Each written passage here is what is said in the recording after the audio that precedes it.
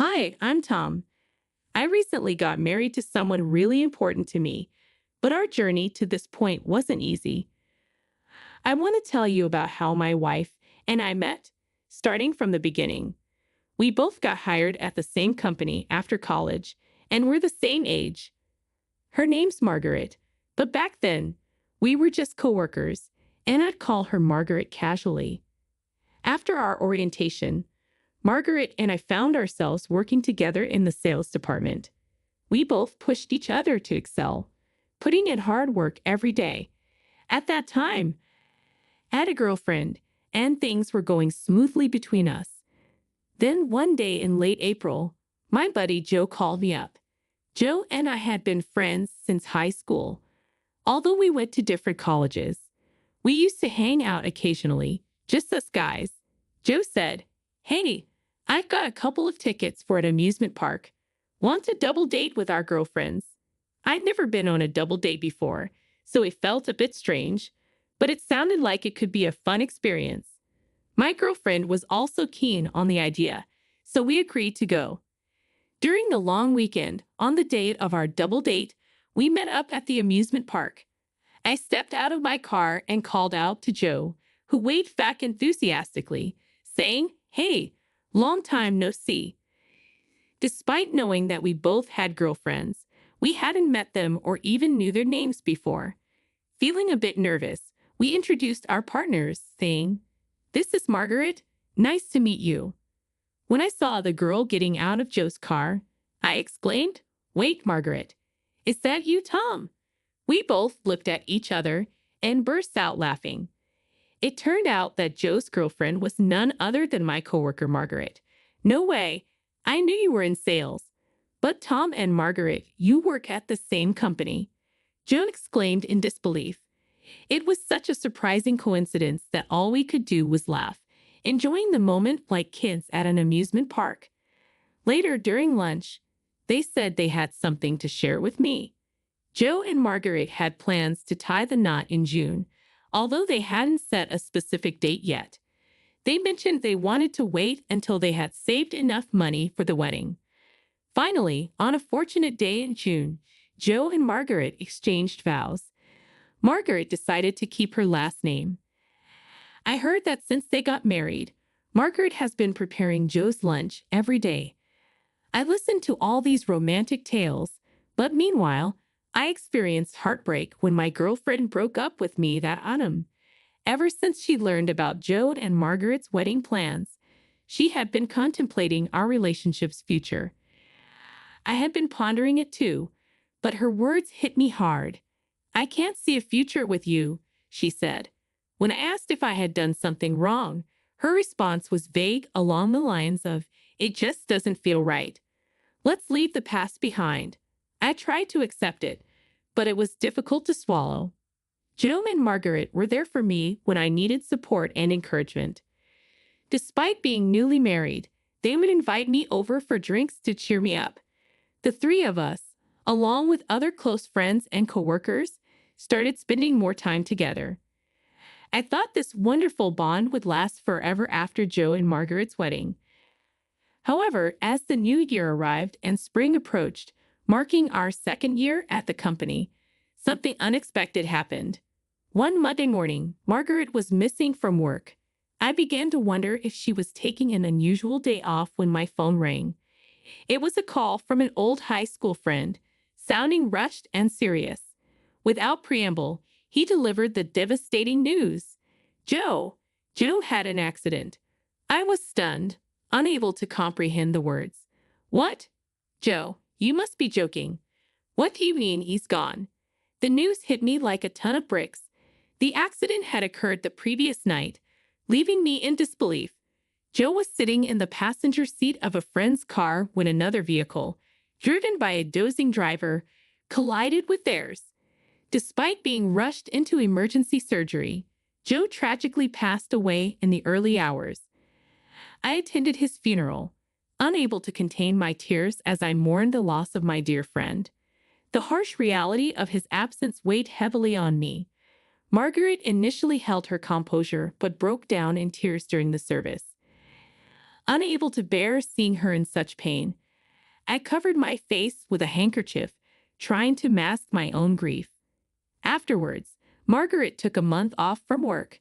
When she returned, she had visibly lost weight, a physical manifestation of her grief. She approached my desk to express her gratitude for the emails I had sent during her absence, apologizing for causing any worry. Despite her smile, I could sense that she was still struggling. Margaret confided in me about the difficulty of coping with Joe's loss, especially during the lonely nights. She appreciated the messages I had sent, as they reminded her to try to maintain some semblance of normalcy. Even if it was just a sandwich, receiving an email from me motivated her to eat. Witnessing Margaret's pain, I couldn't bring myself to offer empty platitudes like, "I hope you feel better soon." Instead, I suggested going out for dinner after work to provide some comfort. Although she initially declined, citing her reluctance to socialize, we persisted in our invitations until she finally accepted. Margaret's appetite was modest, but seeing her enjoy the food and eat a little brought some relief to my heart. After dinner, as we walked home together along the dimly lit streets, Margaret began to speak about Joe. "He's in the cemetery now, and all I have left at home is his portrait. I feel so alone." Her tears flowed freely, and all I could offer was my handkerchief and a comforting touch on her back. Her grief over losing Joe was profound, leaving me at a loss for words. "I'm sorry," I murmured softly.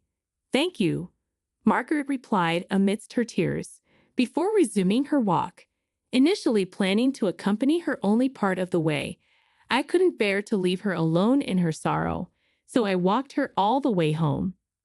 Once there, I lit a candle in Joe's memory. The room was adorned with pictures from the funeral, alongside joyful photos of Margaret and Joe. Seeing this display, I couldn't help but shed tears myself. "I'm sorry for crying when I should be supporting you," I choked out. Margaret wiped away her tears, acknowledging the frustration of their lost future. "But I have to keep moving forward, for Joe's sake," she shared, her determination shining through her sadness. I wondered how I could best support Margaret. All I can do is listen to her and take her out for meals, I thought, feeling inadequate. Although Margaret found solace in her work, it was evident that she was putting on a brave front. Despite the challenges, she managed to navigate through the first anniversary of Joe's passing, gradually reclaiming her spirits. Throughout this time, our support for her remained steadfast. We continued to invite her out for dinners after work, and I continued to escort her home. On evenings when we returned early, I would light a candle in memory of Joe, honoring his presence in our lives. As I escorted Margaret home one evening, she suddenly asked, "Why do you always walk me home?" Concern laced her voice as she pointed out the dimly lit streets. "I don't want you to be in danger if something happens on the way home," she continued. "Besides, if anything were to happen to you, Joe would be furious." She chuckled lightly, trying to ease the seriousness of her words. "I don't mean to meddle, but I feel responsible for protecting you, someone Joe cared about deeply. Otherwise, he might haunt me in my dreams, scolding me for not looking after you." Margaret's gratitude flowed as she thanked me, sharing in the laughter that followed. Time marched on, and before we knew it, we found ourselves marking the third anniversary of Joe's passing. Both Margaret and I threw ourselves into our work with renewed vigor. Despite the long and tiring days, we continued our tradition of unwinding over dinner with coworkers. One day, as we walked together towards Margaret's home, she hesitantly mentioned a small favor she needed. "You see, the light bulbs in my foyer and dressing room have gone out." I attempted to reach the light bulbs by standing on a step stool, but they remained just out of my grasp. Margaret, somewhat embarrassed to ask for help, finally spoke up. "Could you lend me a hand?" "I can't quite reach," she requested. With a reassuring smile, I gladly agreed, dismissing her concerns with a light-hearted remark. "No problem at all. Don't worry about the small stuff," I reassured her, earning a grateful smile in return. Inside her home, I swiftly replaced the light bulbs. Thanks a bunch. It's amazing how handy a tall person can be, Margaret remarked appreciatively. I jokingly replied, well, lucky for me, I can reach the ceiling. Otherwise, that would have been quite the predicament, huh? Margaret chuckled, sharing a memory of Joe's struggles with a similar task in another room. I laughed along, remarking on my own height advantage. As I handed Margaret the folded step stool, our fingers brushed against each other unexpectedly, and our eyes met in a fleeting moment of connection. The laughter dissolved into a brief silence, but I quickly averted my gaze, feigning nonchalance. Suddenly, Margaret softly questioned, "Hey, why are you always so kind?" Her words caught me off guard, and our eyes met once again. In that instant, my heart skipped a beat, but I remained silent, simply regarding her. "You're always there for me, always caring." Margaret continued slowly, her words stirring something within me. Before I could respond, she added with a hint of playfulness, "You're almost too good to be true. I might start getting ideas." A rush of emotion surged through me, but Margaret quickly dismissed her remark, attributing it to perhaps being a little tipsy. She moved to put away the step stool as if nothing had happened. However, I found myself unable to let the moment pass. Before I could second-guess myself, I reached out and enveloped her in a tender hug from behind. A quiet moment passed between us. I could sense Margaret's warmth seeping through my embrace, and suddenly it hit me. The desire to protect Margaret surged within me, transcending the bounds of mere friendship or coworker camaraderie. I realized I was falling for her, yet just as quickly as the realization dawned on me, a vivid image of my dear friend Joe flashed through my mind, causing me to reluctantly loosen my grip on Margaret. "Sorry, I think I might have had a bit too much to drink." I mumbled apologetically, attempting to diffuse the tension. Margaret shook her head, her eyes glistening with unshed tears. As she turned towards me, a solitary tear trickled down her cheek. My gaze drifted to Joe's framed photograph, and without uttering a word, I approached it and lit a silent candle in my heart, silently begging for forgiveness. "See you at work tomorrow," I murmured to Margaret before quietly departing her home. The following day at the office, we went about our tasks as if nothing had transpired. Yet, with every exchanged glance, an unspoken weight hung heavy between us. I suspected Margaret felt it too. This silent dance continued for some time, till one evening, as I escorted Margaret home after dinner with coworkers, an unusual silence enveloped us. Sensing the unspoken words that had been lingering between us, it came to a halt, and Margaret followed suit. Summoning all my courage, I finally voiced my feelings. "Is it wrong if it's me? I'd want to stand by your side in any capacity," I confessed, my words brimming with sincerity. Margaret met my gaze, and after a pregnant pause, she nodded in acceptance. "Yes," she replied softly, acknowledging my sentiments. But this was not the end of our story. On my day off that week, I made a pilgrimage to a particular place, Joe's graveside. It was important for me to share this news with him right there where he rested. "Joe, I've come to make a promise," I began solemnly. "I vow to make Margaret happy and to care for her just as you would have. Please accept that I'll be by her side. I promise to safeguard her smile, no matter the challenges," I declared, bowing my head respectfully before his resting place. As I closed my eyes in silent reverence, time seemed to slip away. Suddenly, a gentle, warm breeze swept through the cemetery, caressing my skin. It felt like Joe's gentle reply to my pledge. Gratefully, I lifted my head and met his gravestone once more. "Do you forgive me?" I whispered, seeking his understanding. Another tender breeze brushed by, imbued with a kindness reminiscent of Joe's comforting presence. Thank you, I murmured, bowing my head once more. I promised to honor this vow. I vowed to Joe before departing. A decade had passed since that solemn moment.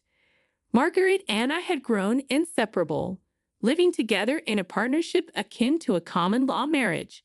On appointment day after marking Joe's 13th anniversary, Margaret confided in me as we paused at a park after visiting his grave.